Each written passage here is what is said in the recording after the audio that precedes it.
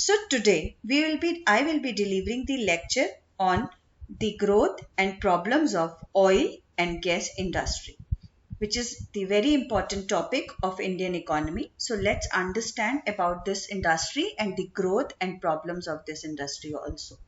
So before beginning about the petroleum industry, I would like to tell you that oil and gas both are amongst the most important resources that we have, and the Indian oil and gas sector is one of the six core industries in India. We must not forget that Indian oil and gas sector is of strategic importance and plays a predominantly pivotal role in influencing the decisions in all other spheres of the economy. So let's begin the topic.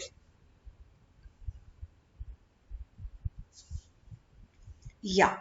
So the petroleum industry, let's talk about this. This is, as I have already told you, that this particular sector is among the core industries in India and plays a dominant role in influencing decision making for all other important sectors of the economy, and especially the transport, the civil aviation, defense, agriculture and laundry sector are the important consumers of this petroleum and oil. So the production of petrol oil in India has been inadequate in relation to its requirement for the same. Now, if you see that India's consumption of petroleum products rose by 17.7 to 15.2% million tons in October 2015 from 12.9 million tons in October 2014 as per the Petroleum Planning and Analysis Cell. And India has to rely too heavily on the imports of petroleum oil and lubricants. You know that we have to import it continuously to maintain the availability of these products in our country for all the consumers.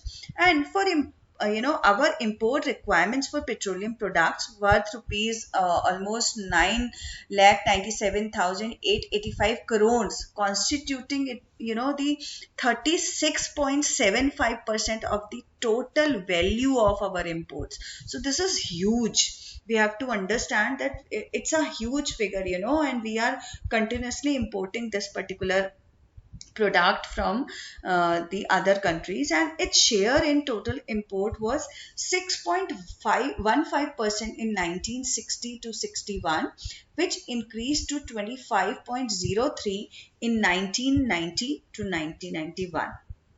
Now let's move further towards the history of the industrial development and how this particular petroleum and gas industry came amongst the core industries of India. So let's discuss first the era of colonial rule, that was from 1858 to 1947 to be precise. So the first oil deposits in India were discovered in 1889 near the town of Digboi. You have to keep this in mind that Digboi is in Assam, and the discovery came on the heels of industrial development that time. The first well was completed in 1890 and the Assam Oil Company was set up in 1899, just after the 9 years of this, to oversee the production. So then during the Second World War, the Digboi oil fields were producing almost 7,000 barrels of oil per day that time. Now, when you talk about the pre-reform period after India's independence, which was from 1947 to 1991, yes, the Indian government naturally decided, to move away from the colonial experience, which was regarded as exploitative. And in terms of economic policy, this meant a far bigger role for the state. This resulted in changes focus on domestic industrial and agricultural production as well as consumption, expanding the public sector, then the economic protectionism that time, and then central economic planning too.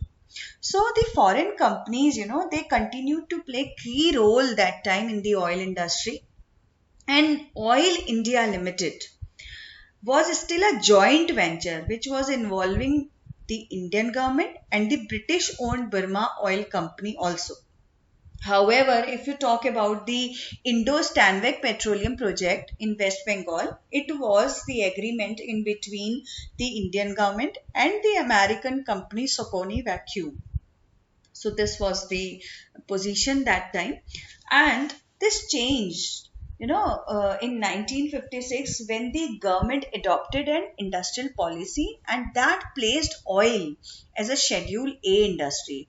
If you remember my lecture on industrial policy, I have described in that the which industry is in which schedule in 1956 IPR.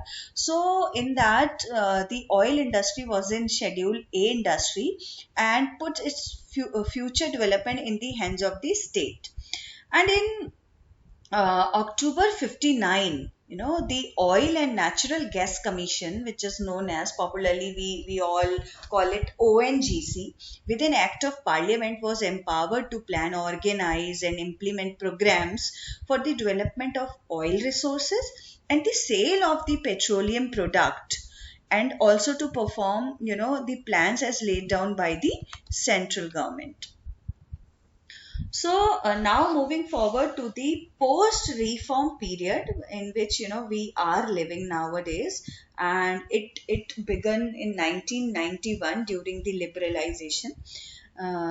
Then if we talk about that period and the oil industry during this period, so the process of economic liberalization in India began in 1991 when the India defaulted on its loans, as we all know, and asked for the help from the IMF, around $1.8 billion bailout we asked, to help us from IMF. And Soviet Union also that time collapsed in 1991 too.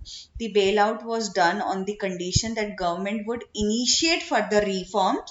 So it was paving the way for India's emergence as a free market economy. And around 2% of the government stocks in ONGC that time were sold off.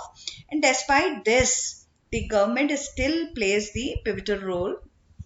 And if we talk about that, we can say that that time again ONGC, if we even see the present scenario, it is still responsible for 77% of the oil, and the Indian Oil Corporation owns most of the refineries, putting it within the top 20 oil companies in the world. So, as a net importer of oil, India faces the problem of meeting the energy demands for its rapidly rising population and economy. And to this, and the ONGC has pursued drilling rights in Iran and Kazakhstan. It has acquired shares too in exploration ventures in different countries, like I have mentioned here some of them, like Indonesia, Libya, Nigeria and Sudan.